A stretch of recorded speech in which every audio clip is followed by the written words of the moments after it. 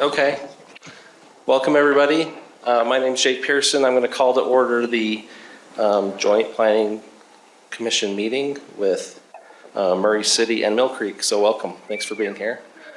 We're going to have no public comment during this meeting, so most of the stuff I say, I'm not going to say, but I think we should probably introduce ourselves. So I'm just going to pass the mic down and you can just state your name and who you are, unless there's anything else I need to say. Zach left, so no, here you go. I'm Mike Henry. I'm the very newest member of the Murray City Planning Commission. Is that what you want to say? I'm Maren Patterson. I'm on the Murray Planning Commission. I'm Lisa Milkevich. I'm also a Planning Commission member. I'm Travis Nate, Planning Commissioner. So here's a question I have. Which one of you represents the station area?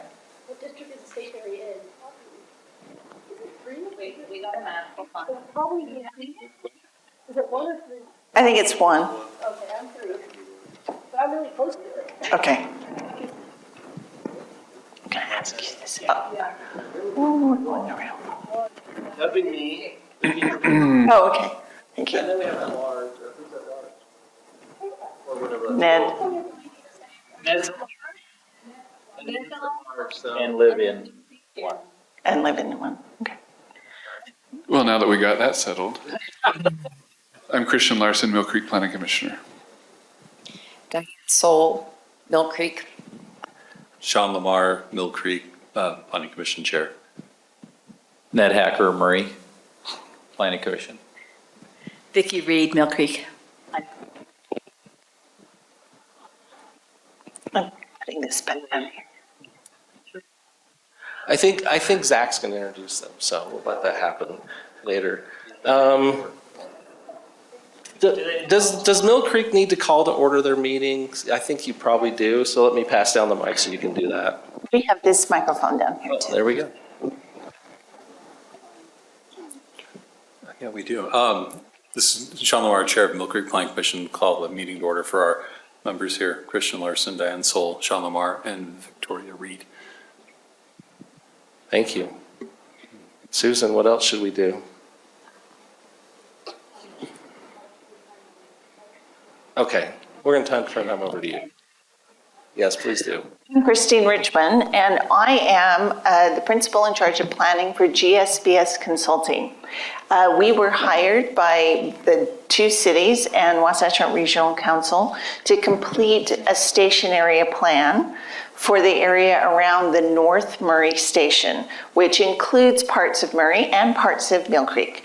And so we'll show you that on the map in just a few minutes. Also with me today is Erica Shimleski. She's also with GSBS Consulting, and she is the project planner for the station area plan project. So sometimes when I get stuck, she will shout out the right answer. I'm just going to admit that now. So I want to thank all of you for coming. And it's weird that I'm on a microphone. I'm just going to say that. Because we are at a point in the planning process where we thought it would be really helpful to sit down with you and my phone. Thank you. It should be in my pocket. And sit down with you and review what we've done to date, where we are, and the direction that the plan is heading, to get your feedback on that and get your ideas and make sure that you're aware of where we're going and what's going to happen next. So, station area plans are required as a result of a change to state law. Each jurisdiction that has a station for a fixed rail, BRT, a fixed rail, whether it's tracks or front runner, are required to have a station area plan that addresses future development within a half-mile radius of the platform. And so that's what this plan is intended to do, is meet the requirements of state statute. Once the plan is completed and adopted by each of the city councils, referred and recommended by each of the planning commissions, and then adopted by each of the city councils, it will be sent to Wasatch Front Regional Council for certification, and then on to the Utah Transit Authority for their additional adoption. So it's a process that's been laid out in state statute.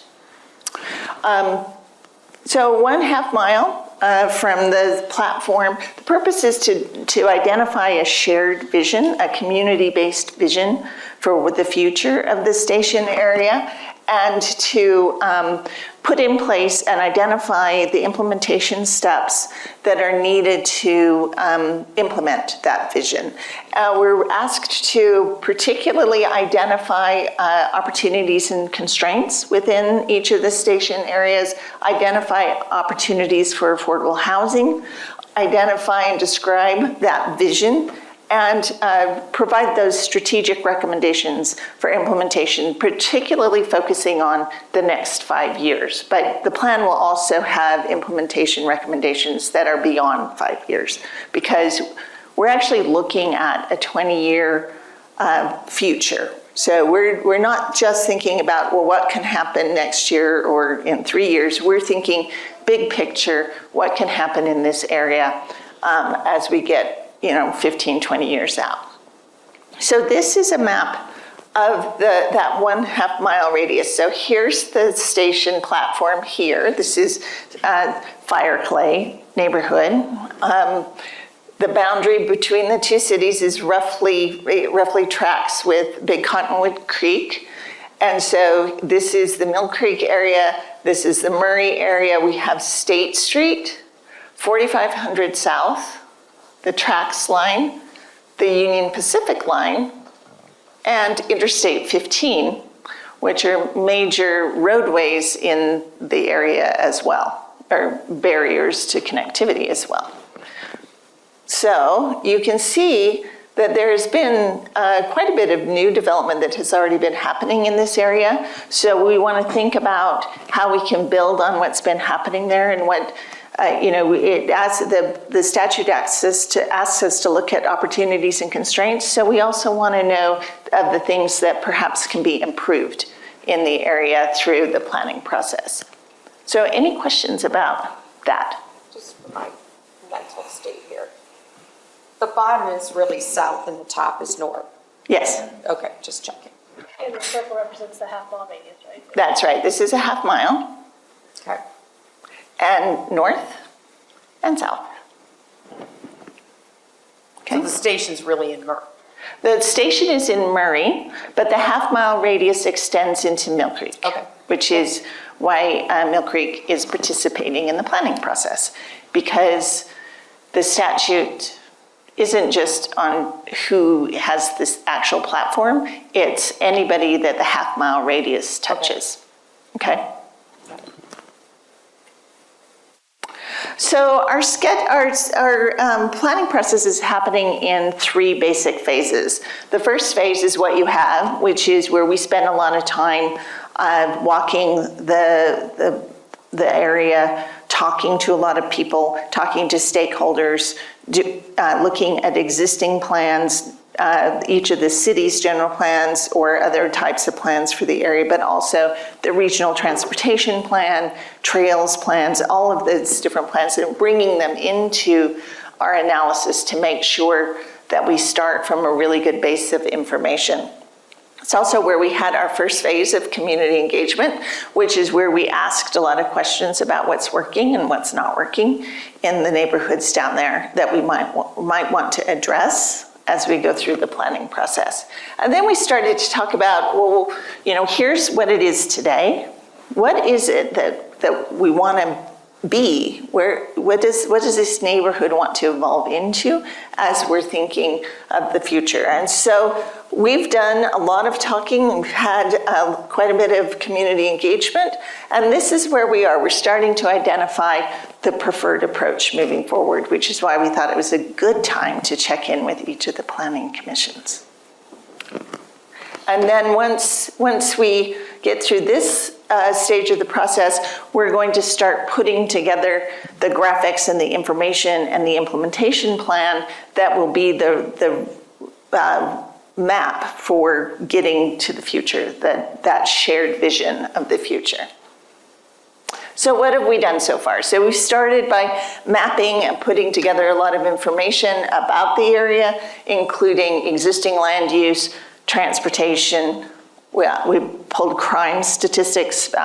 Those of you in Murray know that this is one of the areas that has had a higher rate of crime than other neighborhoods in the city. And when we looked at the crime data, that's also true of the area in Mill Creek that is down in this area. Is that just in the last 4 or 5 years?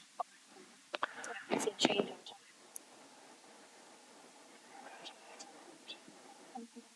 Oh, first you have to ask the question into the microphone, and then Erica will answer the question into the microphone. And can I ask a question? Would you rather me hold my questions till later? Oh, go ahead. Okay. I want this to be interactive. All right. So looking at the list, you mentioned crime, and I was just wondering if the data we've collected on crime for this study, what's the time frame? How far back does it go? So for comparative data, we only looked at a year because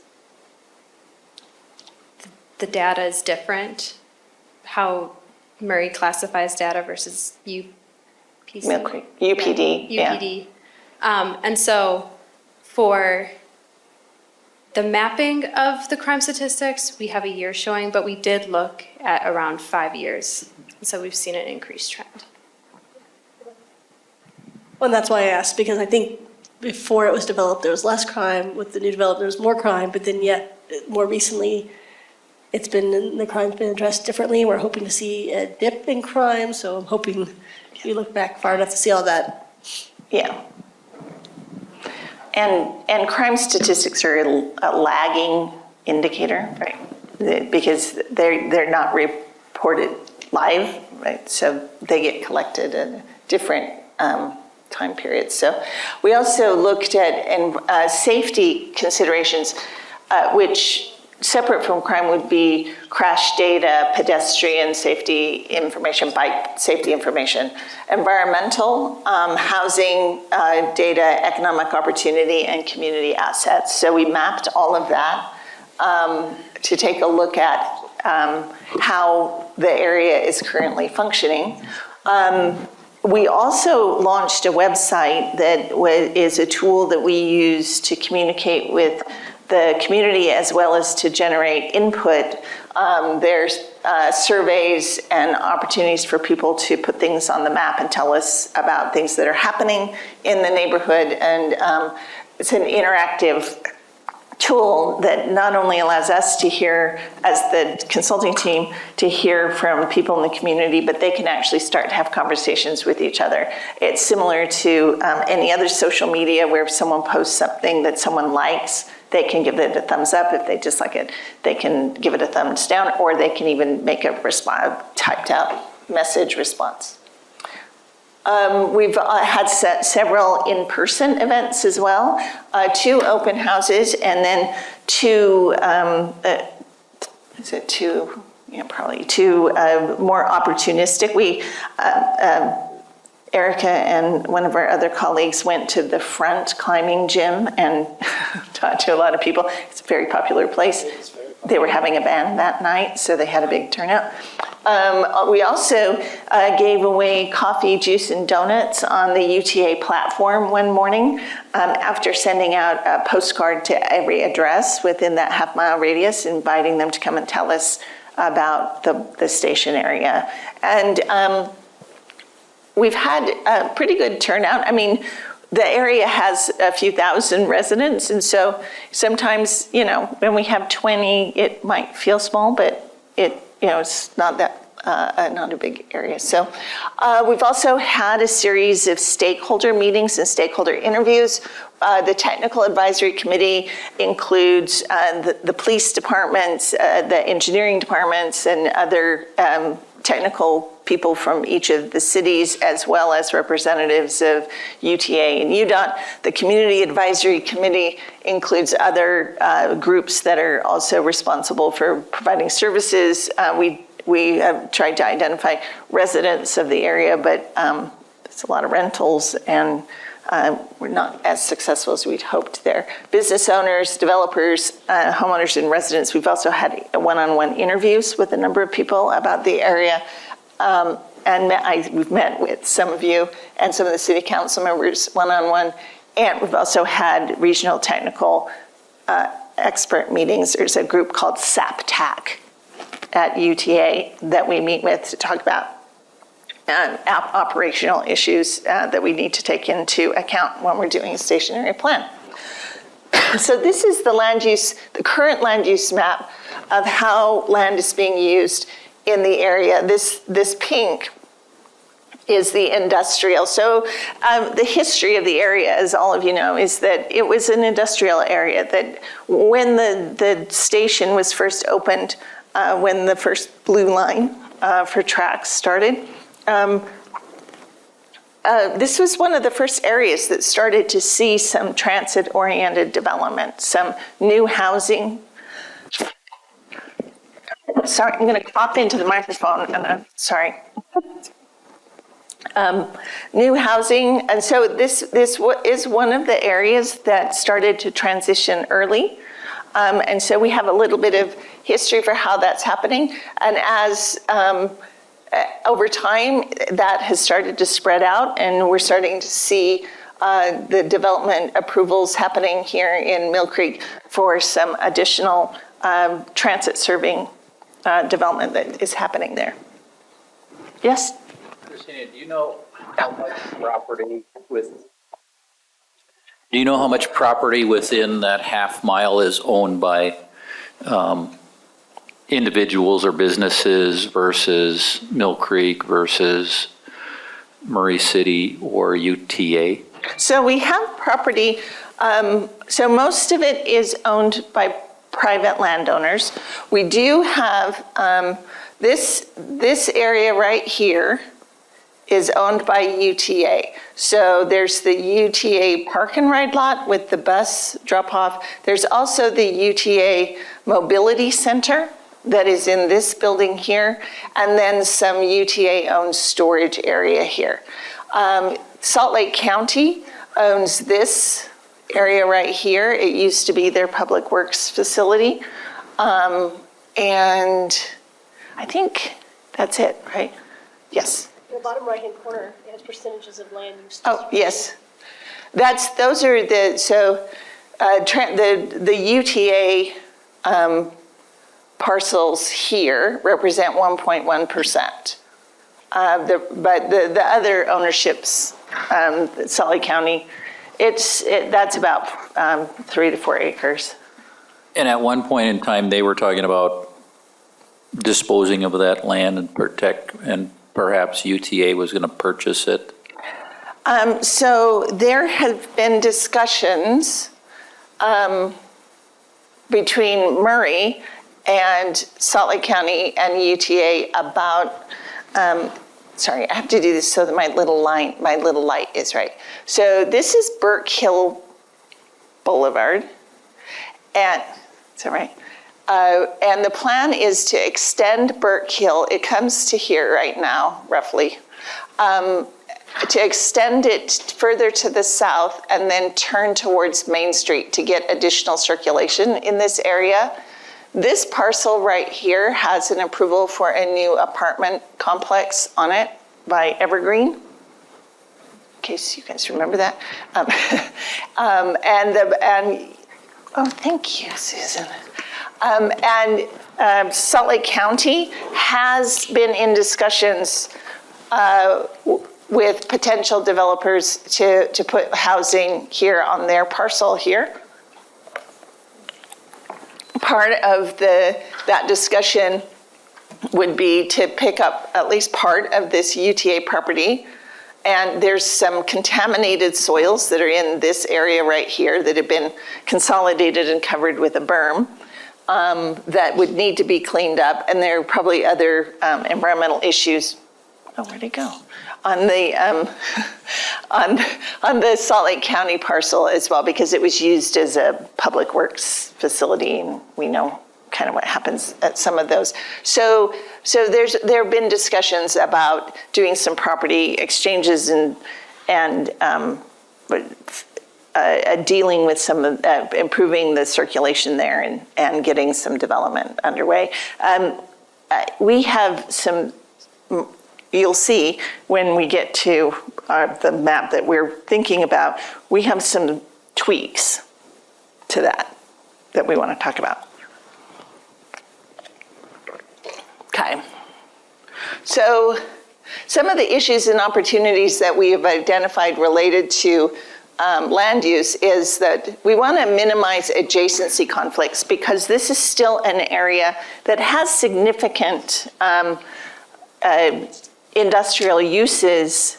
And so we want to make sure that as the area continues to transition towards more transit supportive uses, that those adjacencies are taken into account for purposes of livability. So we want to have smooth transitions between varying land uses. We also want to improve connections in the grid network, because as I think it's pretty obvious on the map, we have a number of roadway and rail barriers that are throughout the area that really impact the ability of the neighborhoods to the south, the neighborhoods to the areas to the west, and even to a certain degree, the Mill Creek portion to the north because of the creek, to actually access the station itself in an easy multimodal way. So this is a map of the age of housing in the area. So the lightest color of yellow is the oldest. So you can see there's still some older single family that are scattered throughout the area that are remnants of the neighborhoods that were there before industrialization occurred. So we're going full circle here. And then the darker reds are the newer developments. And so you can see that a lot of that is the multifamily. We have the hospital here, but for the most part, it's multifamily that has come into the area since the TRAX line opened up. So the issues and opportunities there are limited opportunities for ownership. Murray has some condos in there, and I know the townhomes, are the townhomes going to be for purchase? Oh, they're rental. Okay. Okay, what have I done? So we do want to think about the balance of renter to home ownership in the area. And we want to enhance access to opportunities, both social and economic. One of the things we heard from a lot of people in the neighborhood is that they don't have access to grocery, they don't have access to services. We do have families with children that live in this area, and they don't have, they have a couple of small playgrounds. One of them is private, for the Burke Hill, and so access to activities and areas for children and youth is another thing that we heard a lot about. And we also want to increase transportation choices and connections so that people can get to the station in a number of different ways, including biking and walking, not always having to drive and park in the park and ride lot. I mentioned the environmental issues. So there's contamination, but there's also environmental considerations along Big Cottonwood Creek to improve the creek. And so that represents an opportunity to also enhance access to open space and trails for people to improve the area around Big Cottonwood Creek, clean up the contaminated areas so that they can be more developable. And this is an area that doesn't have as many trees as some of the other areas of both Murray and Mill Creek. So thinking about adding trees and adding to the tree canopy in this area would also enhance overall livability. We did hear that there's a trail that runs along the tracks and then along the creek, and particularly the stretch that runs next to the track. There are no trees there, and we were there in August, and oh my goodness. So that's another opportunity to improve livability. So this is a heat map of the crime, and so you can see this is the 1 year data.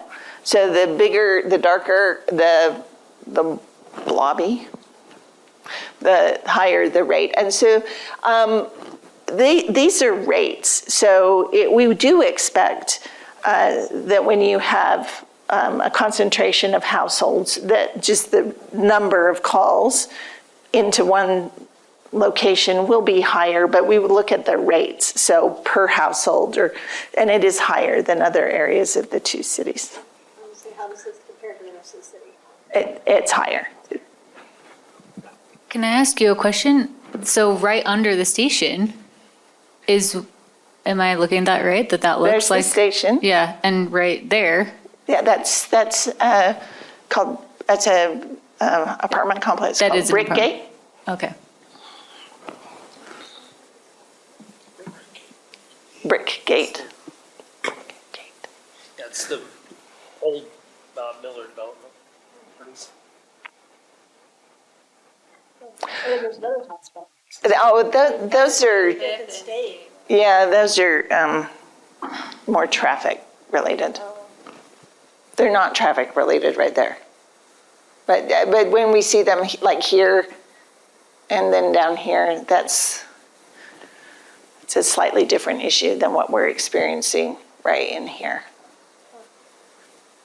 So the issues and opportunities there, we want to make sure that as we think about the future in the area, we put in place some of the urban design approaches that we know work, things like visibility, lighting, making sure we don't have blind alleys, making sure things are connected and that people can see what's going on in different areas.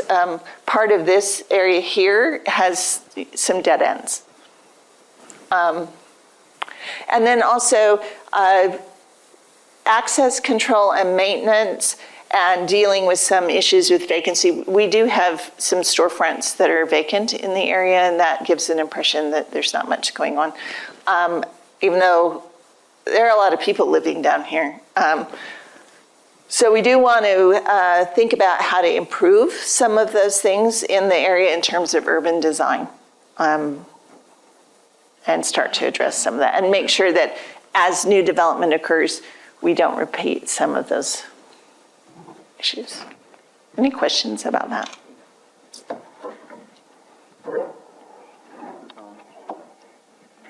I see you have a proposed, proposed road connection north of Big Cottonwood Creek. And that goes right through what I know we've already approved of as a high-density, another apartment complex. I wonder if you've included that development in your plan? Yes. Okay. And if that dotted line isn't exact to what was, it's roughly, is that right, Rob? It's part of their plan. It's close. Okay. I have a question. You were talking about the need for more trees along the river. Whose responsibility do you see that as? The developers or the cities, or is there grants for that kind of thing, or? So the answer is, it depends on whose property it is. So if it's private property and a development proposal comes in, we would recommend that adding trees to the area would be one of the requirements of development. If it's along the trail that is owned by the jurisdiction or by the UTA or whoever owns that trail, putting that into the capital improvements plan to get some of that taken care of would be another strategy. And there are grants from Tree Utah and other organizations to help add canopy to our areas. And does Mill Creek own any of the land along the Jordan River, or is that all like mostly private or industrial? The creek, yeah. No, Mill Creek doesn't own any of that land. Anything? Okay. So connectivity is a pretty significant consideration in this area. I've already mentioned a lot of that, but in addition to the barriers that are obvious, we also have some gaps in the sidewalks throughout the area. We have we don't have enough crossings across some of those major barriers on State Street from 45th South to 39th South. There are no crossings. Mill Creek has included in their plan, is it your general plan? A new crossing that is roughly like right up here. Surprisingly, UDOT seems to be blessing at this point. We all went. We all said, "Is that what that email really said?" And so we want to think about how to better get people across State Street. At our platform event, we had several people come and talk to us who live in this neighborhood here, and they don't actually use tracks. What they use is the 200 bus on State Street, and so which is great when they're going north, but when they're going south, the current stop is about here, but to get across the street, they have to come, if they're going to do it legally, they have to come all the way down here, which of course they don't do. It's only 7 lanes of traffic. And they play Frogger. And so we want to deal with that. We want to talk about that and get some strategies in place. Already UTA has committed to adding additional stops so that they're not quite so far away from the opportunity to cross legally. We also believe that there's some additional bus connections that can be made. There's the 205 is the bus that comes right in here and uses the bus turnaround. We also want to see more bicycling and micro mobility connections in the area. It's kind of hard to get around. And then thinking about urban design and placemaking so that people know to come into the station. It's a hard to find station. I don't know. Well, I'm working on the station area plan, and I drive by the turn every time. Every time I go past it and go, oh shoot. So we think that there needs to be better identity for the edges here, so that people know that there's something going on there and that there's a station in there that they might want to use. I guess I might know the answer to my question, but who's responsible for that? I mean, I guess it depends where we want to place it. If it's on state or city property, then we should place it. So, yeah. And I guess maybe we're somewhat limited in that as well because of our sign code and the expense, and if we actually own the property where we want to place it, unless it's private property. What are some of the barriers to that idea? So if it's Murray right of way, we can put stuff on that. That means there's nothing there. At least for that, but I mean, if we also have to think about like State Street, putting something on State Street would be pretty challenging. Yeah, but you know, there's opportunities for sure. It's just working through them. And keep in mind, it doesn't all have to happen tomorrow. To me, that's Right. And there are signs on State Street that say, it's a little blue sign with an arrow that points to the west that says track station. Well, it's tiny, and there's a lot of stuff happening on State Street. So it gets lost in all the other visual stuff that's happening. Parking. We also have heard a fair bit about parking in the area, and so we spent some time exploring that so that we could understand it better. This area here west of the tracks, it was developed under the city's prior parking regulations. The new parking regulations have applied in the Burke Hill area. And we didn't hear as much about parking when we got into the Mill Creek area.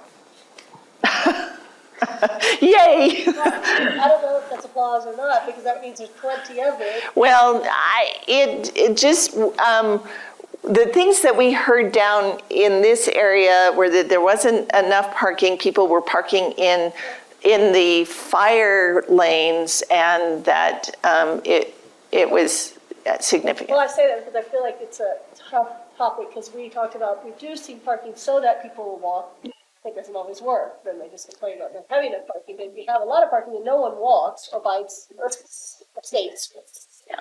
I was applauding mostly because parking is a pet issue of our chair. I wanted him to take note, but I can personally attest to the parking problem in that area west of the tracks in the brick gate at Fireclay. It is the absolute biggest mess I've ever seen in my life. Yeah.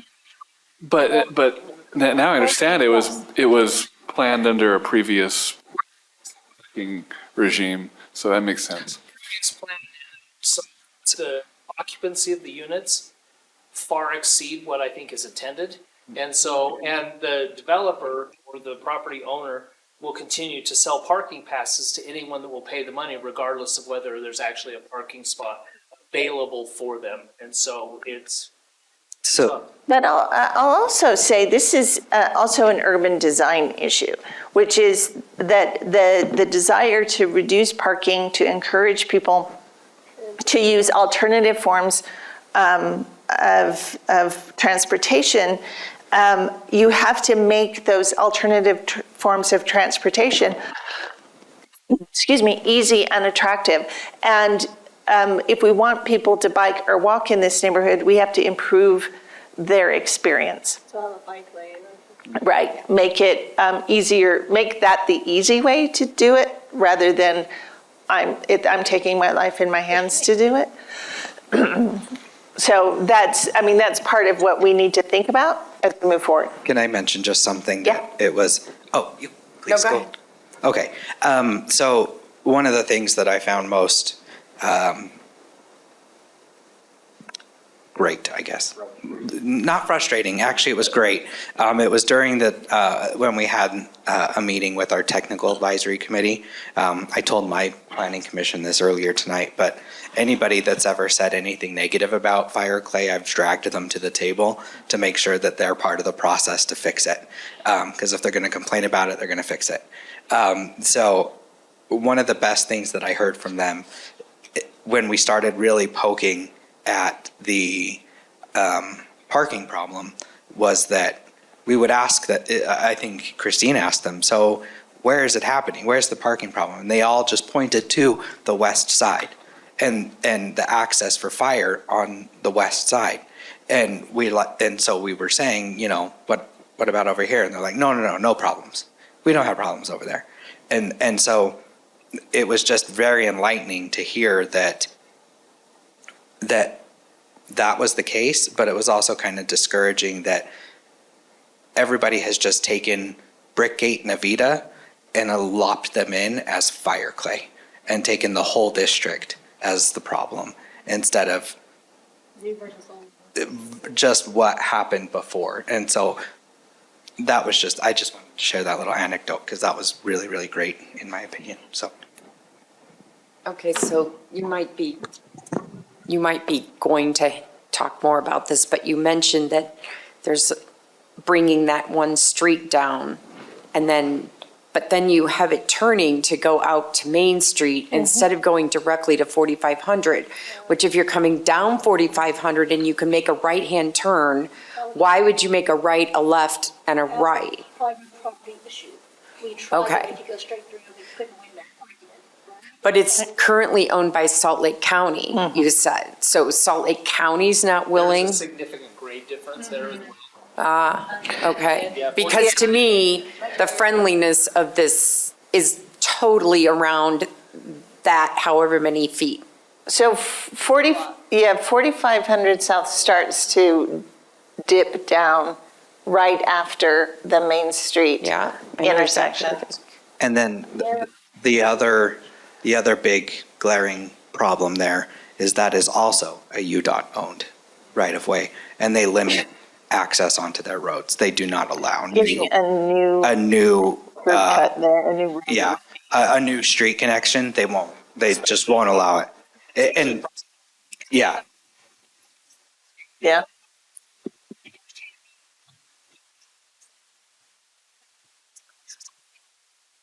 There's a difference between common sense and logic versus we've always done it this way. Is that what you're saying?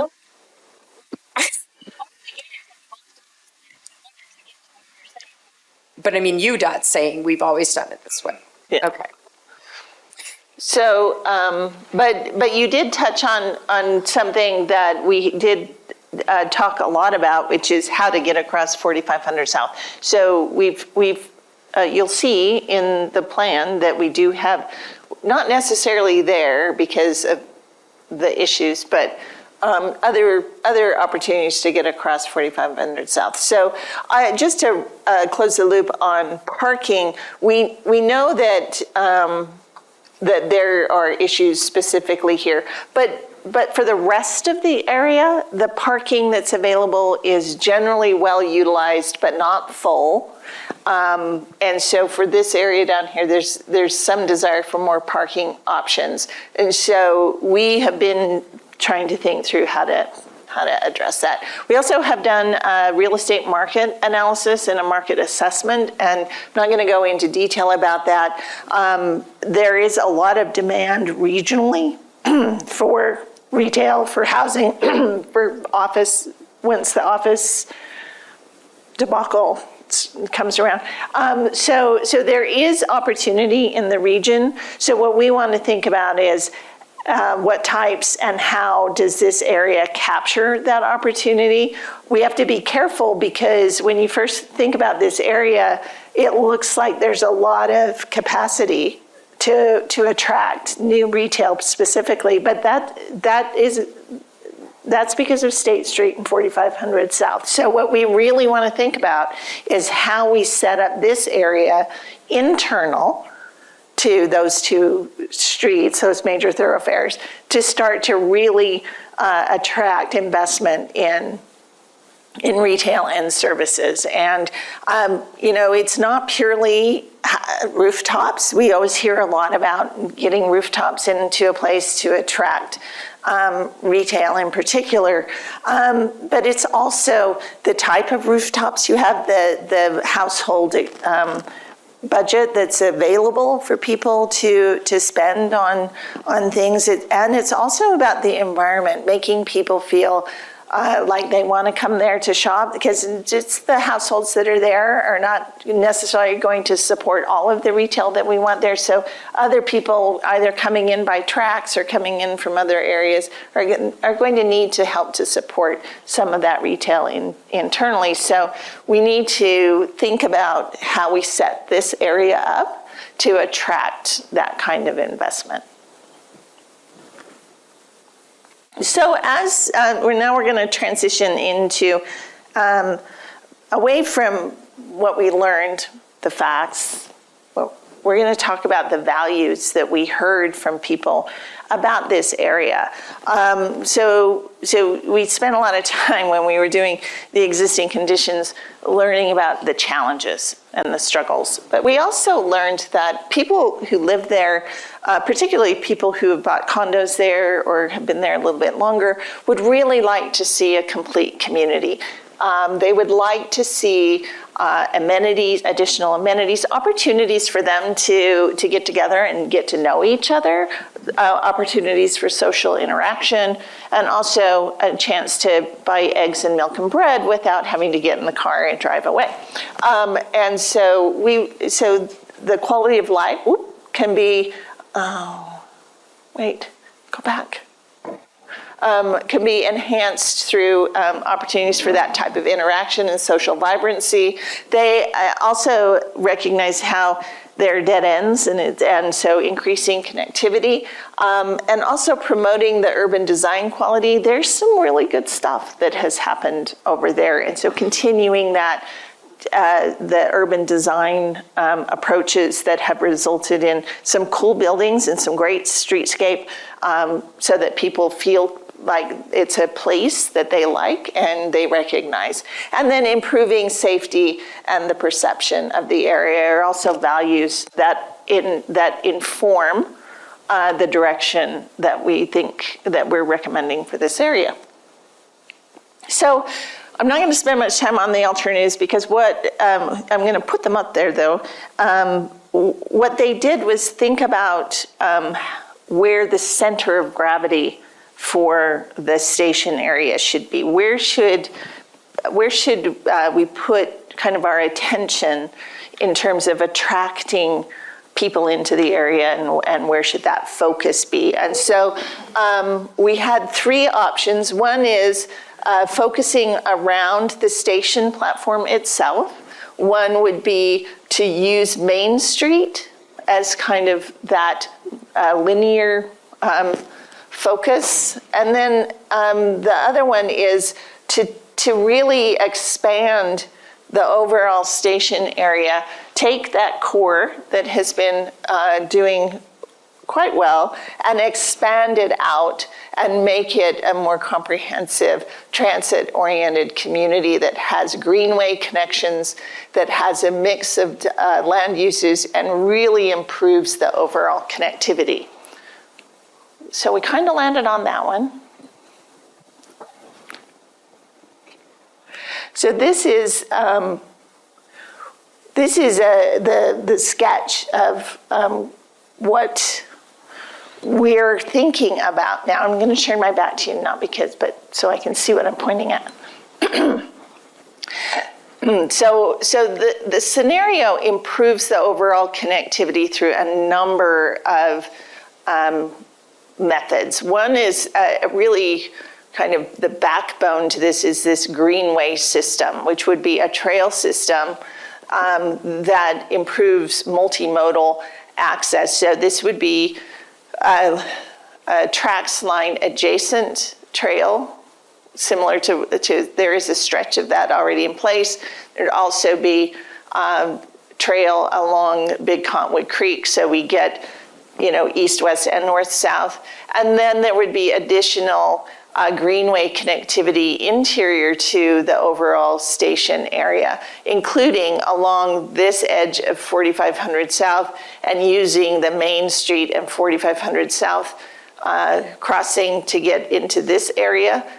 We have some single-family development homes in here, but also putting a pedestrian bridge adjacent to the current tracks line so that we can extend pedestrian and bicycle connectivity to the south as we're doing a similar treatment along the tracks line to the north, getting across the creek and heading north. We're also talking about using Main Street as a bikeway. Cars would be allowed as guests on Main Street. But Main Street, what? No. APA, they did a talk on this, the guys in Lehigh that. Yeah, Mike and Kim, yep. But so there's no reason why cars need to be the most important on every street. They're already the most important on State Street, so they don't need to be the most important on Main Street. That's just me. But I think there's a lot of agreement around that right now.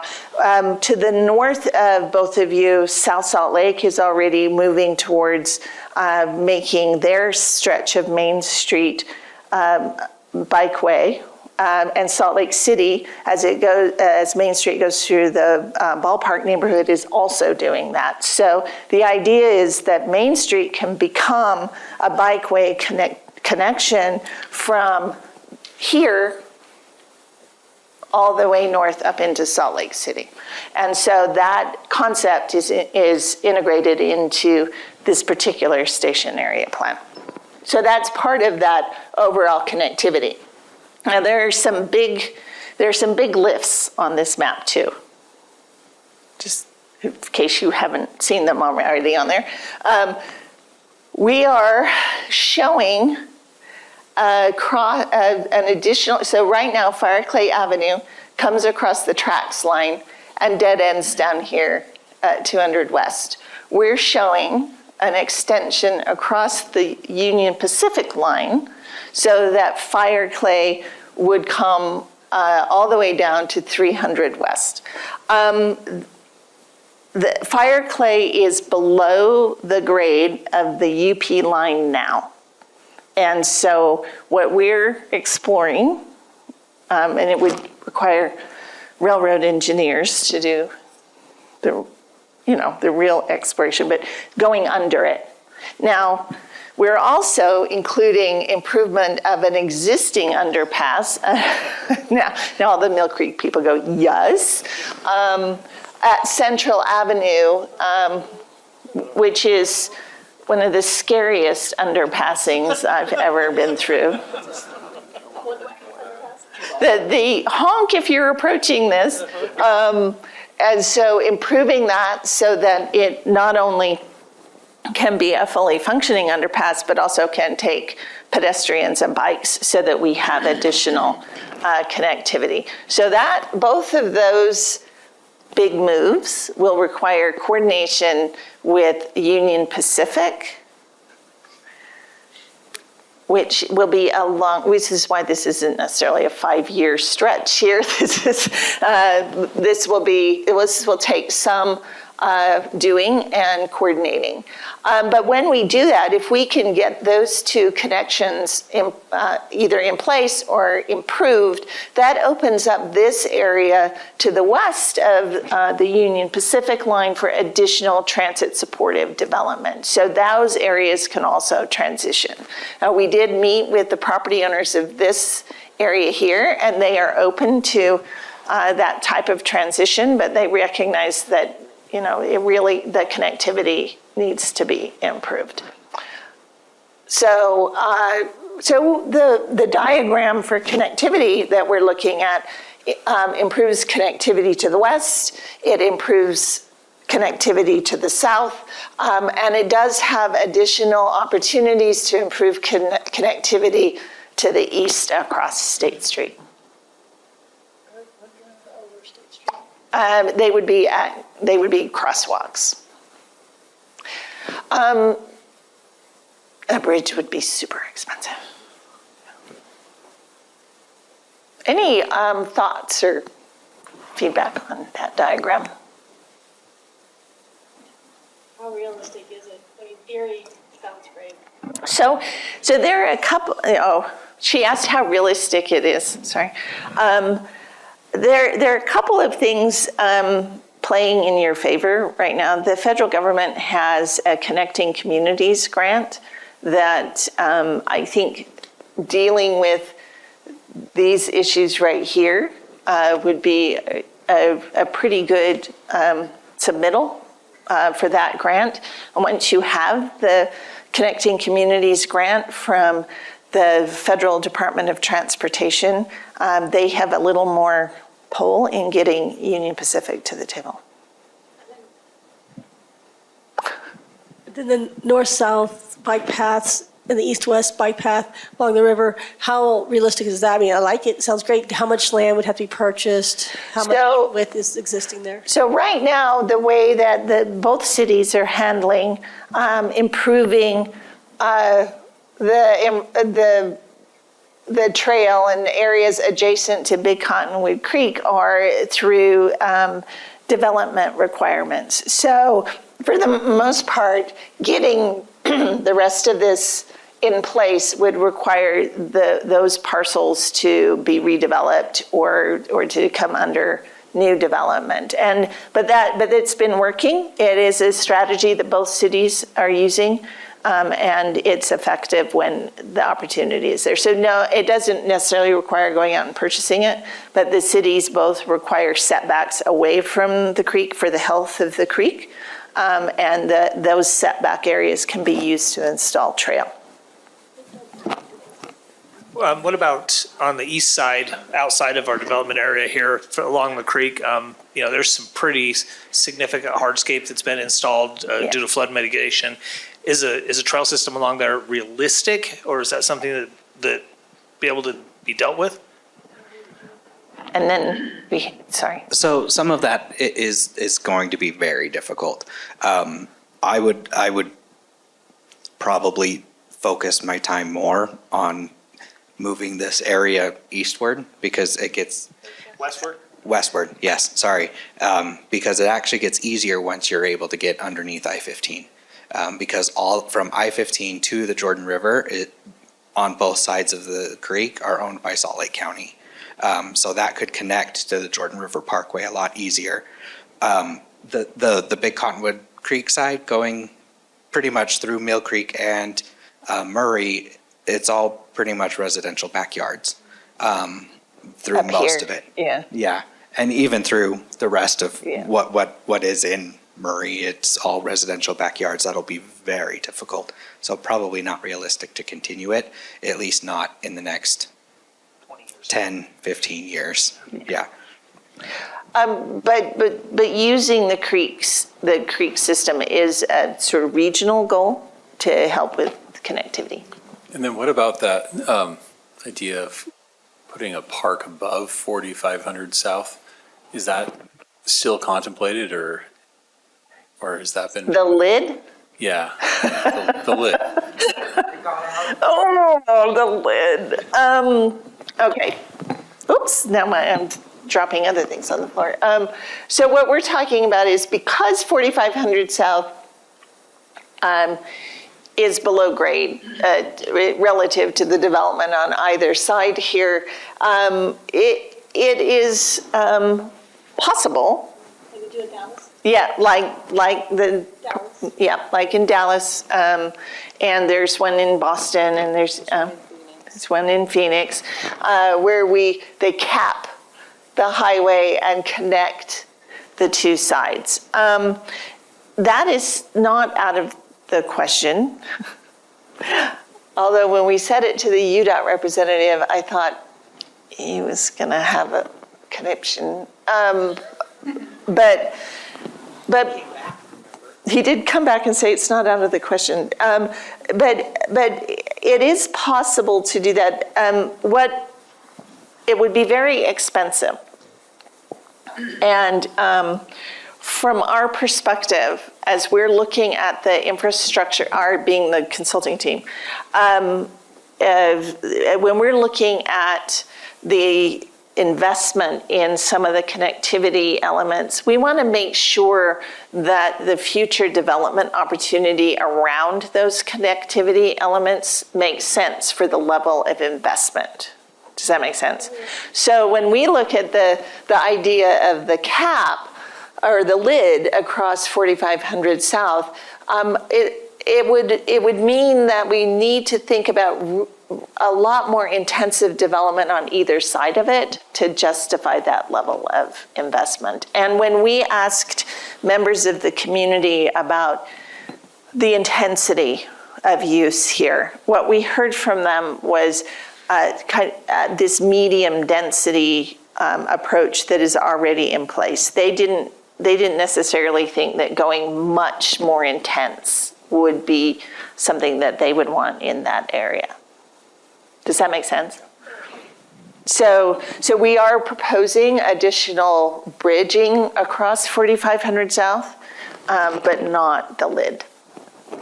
Can I ask a question? But I have two questions. The one's about the green corridor. So I know we talked about that a little bit already, but you're saying that we would be able to develop that when these properties are redeveloped? Mm-hmm.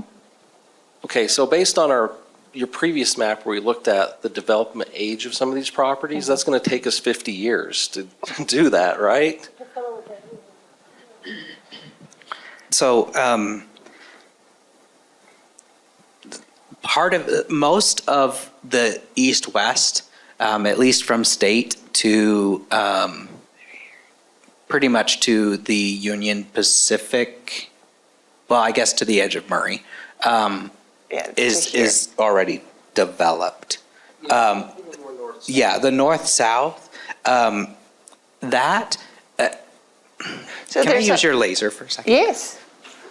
How do I do it? So I don't. So this is the laser. Okay, perfect.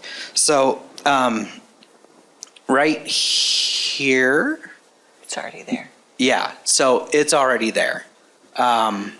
Because our current trail system goes from here, goes up, and then comes down to cross the rail line, and then goes back up, and then connects over. So this section right here is already done. This, yeah, that's the one with no trees. But that could be, but that is already in place, and we can improve that, right? This section, this is all not developed, and this is all not developed. So there are opportunities for that in those sections, I think. But then getting further down, And yes. so where that blue line is solid, that's already in place. And Mill Creek has, as part of the development that is under construction here, they have this section going in on the north side as well. So some pieces of it are in place.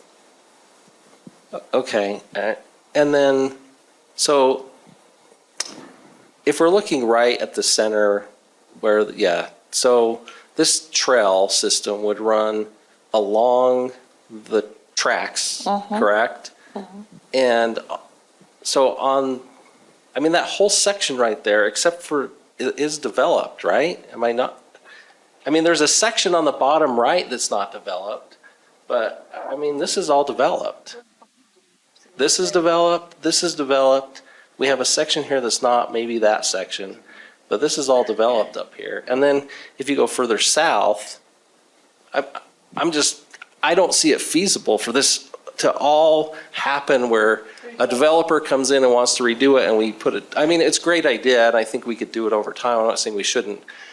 I'm just saying it's going to take a really, really, really long time for that to connect and have that be a walkable corridor from north to south. I want to address a little piece, and then I think Erica wants to come up for a second. So you're not wrong looking at that map. Some of that is newly developed. However, going on to the Brick Gate side of that, it's a very wide, if you get into the street view on it, it's a very wide section.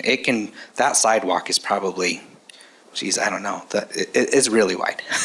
And then adjacent to the tracks, that can be redone. And then when you get south of 4500 South, everything on the west side of that, that's old. That's very old stuff. And that could easily be redeveloped and push some of those, even if it's, I mean, even worst case scenario, it gets redeveloped as another manufacturing, because that's what the zoning is right there right now is manufacturing. If it gets redeveloped as manufacturing, we could still move that further west and widen that corridor.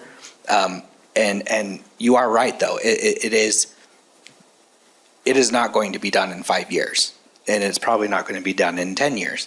But having the plan, having it written down on a plan, gives the city direction that when it's time to redevelop those places, we have that in there so that we can ask for those things to come. And sorry. Well, I'm wondering, this question is, should we wait for redevelopment? If we just wait for it all to happen. Right.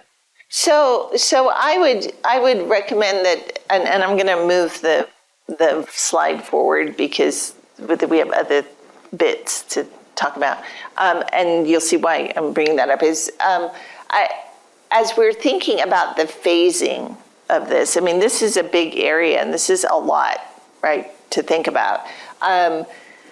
you already have quite a lot of good stuff happening right in here. And so what we're thinking is it would grow out from what you currently have in the circle. And so those opportunities, so yeah, this is probably going to be much later, but that's okay because the idea is that we're growing out from the existing center and then picking those up. And one thing I would say is that the Mill Creek side of the trail here was included in a plan that was done 13 years ago. When did that happen? 12 years ago? No, I know, but the plan that first put that on there was the plan that I did for the connection. Yeah, right. And it was like 12 years ago. And so sometimes it takes that long, but if we put it on the plan, we don't lose track of it, and we can help to make that happen. Yeah, and it would be nice to be able to just go in and put in the whole complete plan, but the complete trail looping system now. But that's just not a financial reality that we're really living with. I guess part of the reason I asked what retail's the basis of, because I think sometimes we build something and Right. we don't get the retail we want. Right. What comes first? So connectivity, that's the first thing we think about, but we're also thinking about the land uses. So one of the things that we realized when we first were looking at the area is that this neighborhood has a pretty high concentration of the affordable housing units for both cities. This is where a lot of the affordable housing for both Murray and Mill Creek has been developed. And so in order to really attract the kind of services and amenities and stores that people are asking for, we need to make sure that there's more diversity in the types of housing, both rental and ownership, but also market rate and affordable. So I'm not saying stop building affordable housing here, but I'm saying build market rate housing here as well.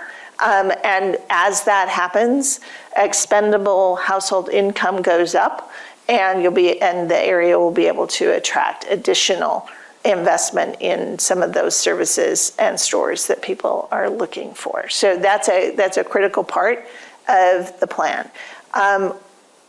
In order to make that work, we need to also think about public amenities and addressing the comments that we heard about being able to have social interaction and other types of opportunities to gather as a community. This green area here is in what is currently the UTA Park and Ride lot. And so we are recommending that part of that be repurposed into a plaza that gets, well, we will address the need for additional parking in a different way, but identifying an area for the community to gather that can be programmed, that also can be lined and edged with community uses and restaurants and other types of activities that cause people to gather and interact. So that's another piece of thinking about that. So when we're thinking about the amenities in urban design, these are some of our precedent images. So this is a much more rural type of trail. So the trail as it comes through this area would be a little more urban, which is fun and exciting to think about the opportunity to have restaurants and cafes that have patio seating adjacent to the trails, and other types of activities for people adjacent to the trails, parks and things like that. The plaza concept is one that can also add green space, not just hardscape, but also additional green space into the neighborhood, which is also lacking, but making sure that it's part of an urban environment so that it feels enclosed and safe, and people have opportunities to get a coffee and go out there and things like that. And then this intersection here is, we believe, the ideal location to add grocery into this neighborhood. Now, that's the parcel, that's Main Street and 4500 South. Burying the grocery further into the neighborhood is problematic because they're going to want to use the market opportunity numbers, the expenditure depth from a broader area than just the immediate neighborhood, and we need to be able to have visibility and get people there. I haven't heard it. Everyone wants them. Right. Well, it will probably require finding the right fit of a grocer. We're thinking more along the lines of a public market with fresh foods and vendors that are within the market rather than, say, a Harmon's or whatever. And so it will require some thoughtful design and then have housing above it in order to address the need for additional housing. So that's part of that concept. Can I ask you a question about amenities? Yeah. You kind of alluded to earlier that a lot of the amenities that have been put in by the developments just for use of their own residents. So I get that these would do some things to like connect, but as far as like interconnection between all of the different apartments or, buildings or whatever, like how do we have a trail and we have a green area, but like how else would we like require their amenities to be like, or require them to put in certain amenities, or like how do we address that? I think it's a combination. There will probably need to be some public investment in some of these amenities. And this is something that I mention to communities pretty frequently, which is when you're approving multifamily housing development, you always require them to have an amenity package that's available to the people who live in the apartment complex, which in my simple thinking, it to me is the equivalent of if I have a single family home, that's my backyard. So that amenity package, it would be the equivalent of my own backyard. But my city, and both of these cities also provide public parks within those neighborhoods where people have backyards, but they also have public parks where everybody can go from all the different developments and gather and interact. So just because you're requiring an amenity package as part of the multifamily development doesn't necessarily mean there isn't a need for a public park there in that neighborhood as well.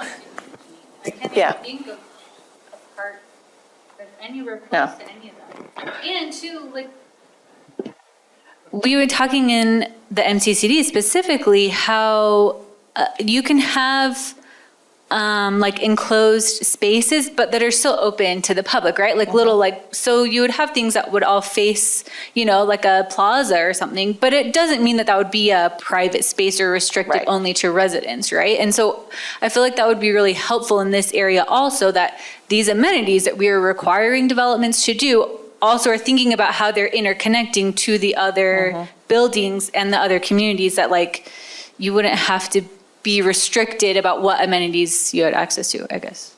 Right. So it'd be publicly accessible private space. Yeah. Yes. Yeah, we do that with, when you have a setback and you require them to do like seating areas and things, that's the same thing. Any other, it's 10 to 8. Okay. So I say this as someone who hasn't lived here really that long. So people keep telling me you're not allowed to have park dedication fees as part of it when an area is being developed. So I want you to react to that. I come from a place where if a developer is putting in a big project it's not just about having some open space or amenities, but they have to put money that goes towards park dedication so that at some point a city will have enough money to buy a park. Both cities impose park impact fees. So that's exactly what they are. For each new door that is developed, each city charges a certain amount that goes into the park impact fee fund that is then used to invest in new parks or new park amenities in order to serve, to make sure that the growth in the number of people in a community, that the level of service for parks keeps pace with the number of people moving in, so that the new people aren't eroding the level of service for existing people, but that they're getting the same level of service. So that both cities impose park impact fees. So there is a fund for that. Okay, I feel like I've asked this before, but so it's my not I didn't understanding something. misspeak, did I, He's saying Robert? yes. You're saying yes. Okay, it's just that we're a new city and we don't have very much money saved. Right.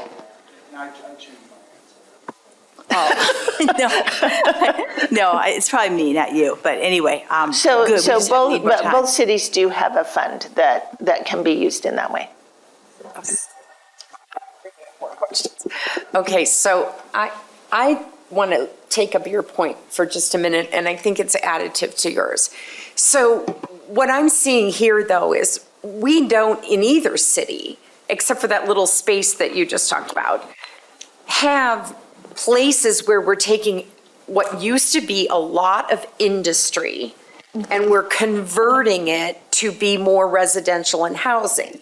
So and I'm new on planning in Mill Creek, so I'll ask the question, do we have in this space some green space where we're saying this needs to be a park? That you know, we have all this industrial stuff, and yes, we're gonna let developers come in and develop, but are we saying that on the west side where we're gonna build a new road over where that purple and orange is over to the I-15, do we have a park in there somewhere? And can we put a park in there somewhere? Like, I don't understand, like, why can't we? It's not developed yet, right? Right, and I get I totally understand and agree with your point. I think that because that barrier for the Union Pacific, so for the west side specifically, in all honesty, this plan will probably evolve over the next 10 years. So yes, we're looking forward to that stuff, but it's not getting down to that granular level, right? And then, so and it will actually come as kind of the next process as well. So as part of this, we'll get an implementation plan, right? And then both cities, Mill Creek and Murray, will probably continue to work together on making some sort of unified development, you know, so it seems more unified across both cities. And in that, you know, it'll probably be some sort of code. And we can require, you know, a certain percentage of that is going to be used for either public open space or whatever. And we'll get more into that more granular. I'm saying that word right? Right. Okay. That's right. I'm questioning whether I'm saying the words right. We'll get more into that more fine grained detail. But you bring up a great point that I think needs to be addressed in the plan, and we haven't written the plan yet, right? Is that this area, as even now, as we've added households on both sides of the boundary, it doesn't meet the current level of service for park space per 1,000 population in either of the cities. And so this plan should address the need for that additional green space. And we have included some pieces, but what I haven't done, and we will do, thank you for triggering this, is actually put the number together to see how that impacts that level of service number that we want to think about, which, for parks, we measure as, acres per 1,000 population. You've probably heard that a bit. And so we'll need to look at that and make sure that the plan, whether we actually identify where they should be, which is always a little dicey, that we at least include in the plan a goal and a strategy that level of service be attained. But to be clear, neither city currently owns a parcel of property that could be To do converted. that, right, that's right, that's right. But, and the more I think about it, it's so severely lacking in this area. I think one, because it was an industrial redevelopment that we all are kind of just like, oh, well, whatever. But two, at least I know in Murray, those kids don't even there's not a school over there. There's not even a school playground, grassy area. No, that's true in Mill Creek. They all go and get bussed over far away. So they're really especially on the Murray side, it's really barren. There is, right. Yeah. And that is something we heard. It was the need for youth activities and something for the kids to do. Not just in this area, but even in Mill Creek over here west of the freeway, you've got the Sunnyvale neighborhood as well. They have a small community center, but they could use some additional resources. Well, there are a lot of kids in the Sunnyvale neighborhood. And then we have other neighborhoods that are developing over here that we could probably, they could probably use some services as well. So it's 5 to 8. And we have done all my actual slides. I managed it, so. 30 seconds. Yeah. And this is just an idea for future thought, probably with our planning staff on both cities, but I would be open to, rather than having, let's say we have a project that needs 3 amenities, rather than having a developer put those all in, maybe they just put in one and defer the other. So if there's another project and it makes sense that you have a larger amenity that's then shared, and you have a better overall outcome than just a dog walking area and some barbecue pits on every development. Maybe you have a dog walking area and then you have a better amenity that's a combined. That's a good idea. I will have to explore how. And my one piece of feedback is, I understand your rationale for placement of that market, but the placement of that market I also don't think is going to be conducive to bicycling and foot traffic, especially along 4500. You're going to get people going up to Smith and then coming down to this market and back and forth, and they'll need their car. So given that your rationale is sound for that placement, and given that we're looking out 10, 20 years, I would build into the plan a vision for an internal market as well. Well, more interior to the neighborhood. This is south. Is there?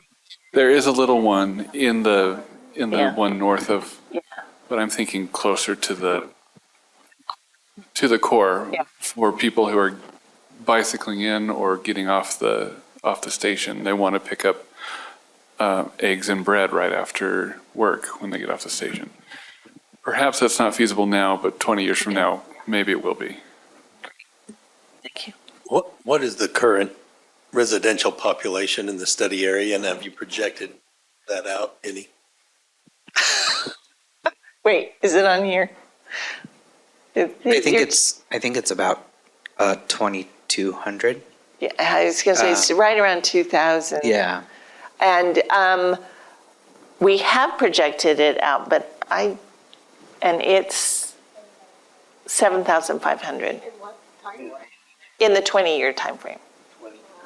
That's huge. Just for, and I was trying to find this earlier. Not in there.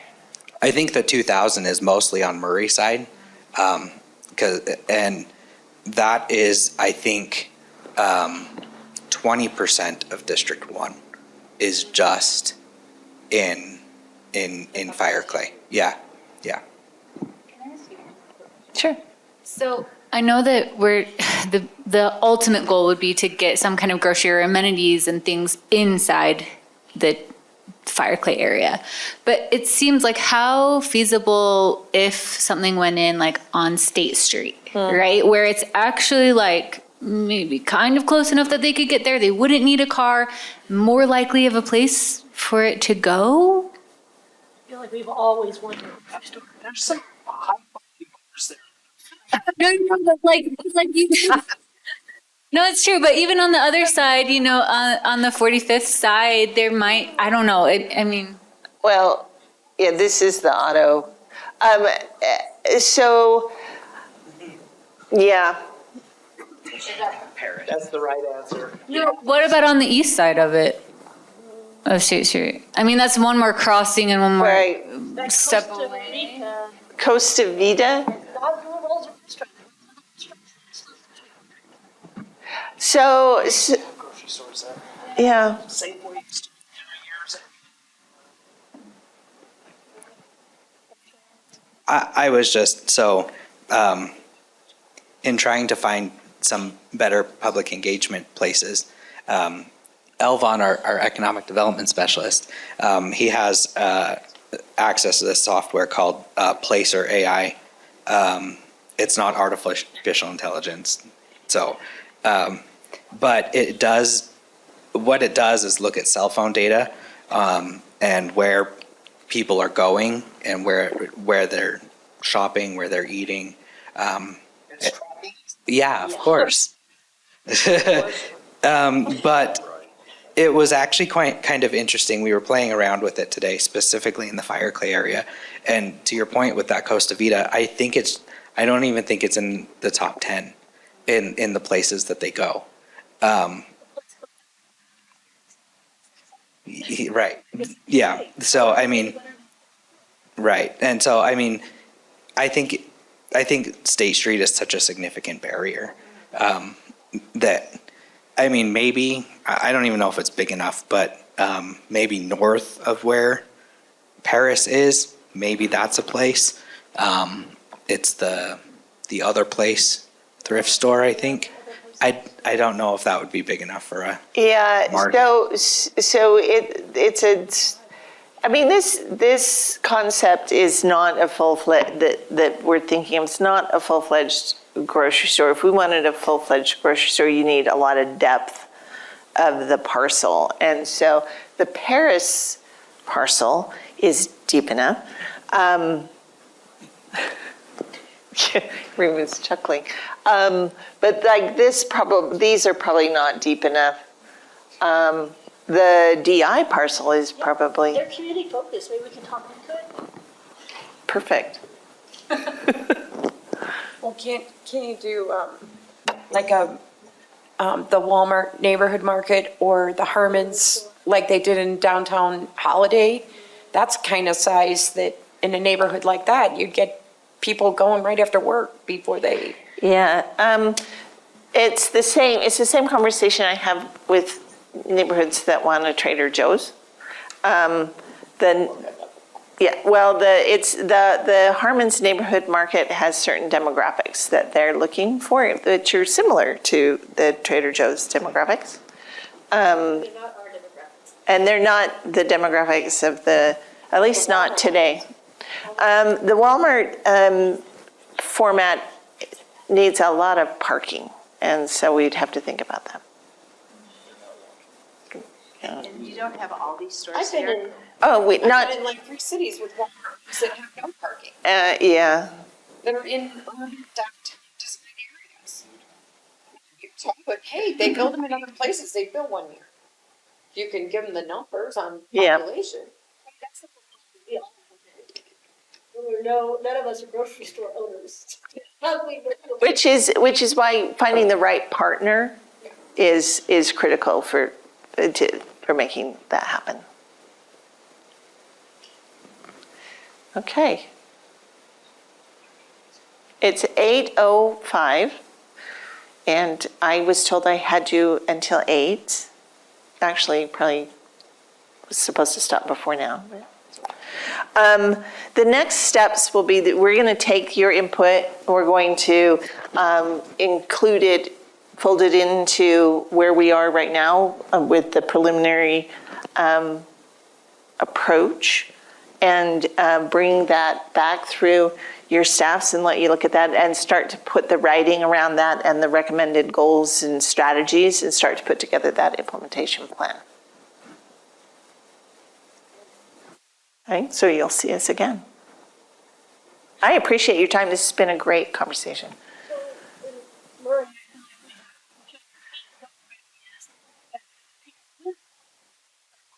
The project, find out about it, we need to start selling this to the rest of the community because it's bad. So one of our steps is we do loop. We met with a lot of the property owners, and we loop back around with them, show them what we've got, and talk to them about what's in this plan, and get their feedback as well. GSBS is probably sick of me. I would find a new contact like every couple of weeks and be like, contact these people, do this, do this. Are we in contact with the Gordons? No, we haven't talked to the Gordons. I'm sorry. I didn't hop 45th. I was staying on the, yeah. Yes. Yes.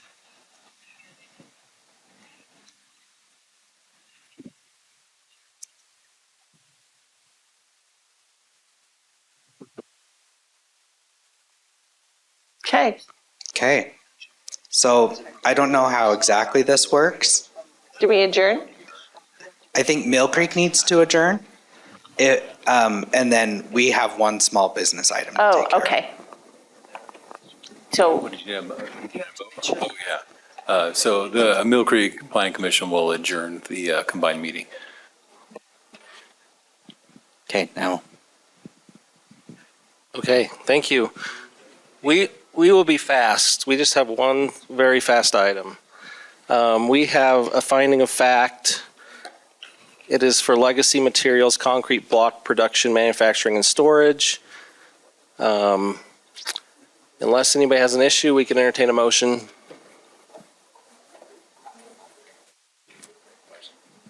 Ned's got it. Got it.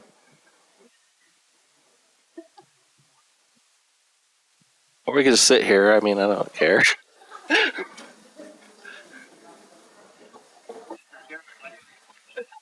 Oh. I'm still on agenda item number 1. We're on 3. Mr. Chairman, I'd like to make a motion that we approve the conditional use permit for Legacy Materials. Excuse me, the finding of fact for Legacy Materials. Okay, we have a As motion written. from Commissioner Hacker. Do we have a second? That We got a was hard. second from Vice Chair Milkevich. All in favor, say aye. Aye. Any opposed? Okay. Zach, do we have any business or? Okay, I will not be here next meeting, so Lisa will be acting chair.